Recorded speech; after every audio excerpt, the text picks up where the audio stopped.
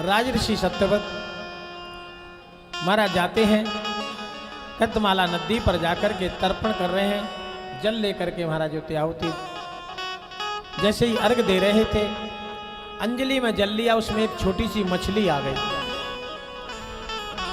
सत्यव्रत जी ने उस मछली को जल में छोड़ दिया, पुनः जल लिया, वो मछली फिर उनके हाथ में आ गई, फिर छोड़ दिया, फिर जल लिया तो मछली फिर हाथ में आ गई, फिर छोड़ा। तब वो मत्स्य बोलने लगी, मछली कहने लगी कि महाराज बार बार आप मुझे जल में छोड़ रहे हैं। मछली बोलती मुझे आप अपने साथ ले लीजिए, यहाँ जलचर बड़े बड़े जीव हैं। तो राजा सत्यव्रत उसे अपने साथ ले आए और कमंडल में रख दिया। लेकिन रात्रि में इतना जो है शरीर बढ़ गया कि मछली निवेदन करती है कि महाराज मुझे इस पात्र में कष्ट होता है, मेरा शरीर समाता नहीं है। तो सत्यव्रत जी ने और बड़े पात्र में रखा, 1-2-4 घंटे में फिर उसका शरीर इतना बड़ा कि उसमें भी नहीं समाया। और बड़े पात्र की याचना की, उसमें भी रखा, इससे भी बड़े पात्र में रखा।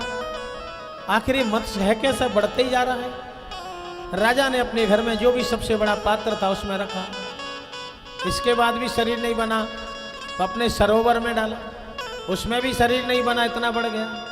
आखिर सब सेवकों को लेकर के और उनको समुद्र में डालने के लिए जाने पड़े कि समुद्र से बड़ा कोई और पात्र हो नहीं सकता, उसमें इसका शरीर समाएगा। तो मछली बोलने लगी कि सत्यव्रत मैंने मत्स्य अवतार की लीला की है, मैं भगवान नारायण हूं। आज से ठीक 7 दिन महाप्रलय होगी, प्रलय के बादल फटेंगे। उस समय मैं जब आऊंगा तो आप अपनी नौका को मेरे सींग से बांध देना, सप्तऋषियों को उसमें चढ़ा लेना, जितनी भी औषधियां हैं उसमें महाराज ज्योति विराजमान करना। और महाराज जब तक प्रलय रहेगी तब तक मैं उस नौका का खेवन करता रहूंगा।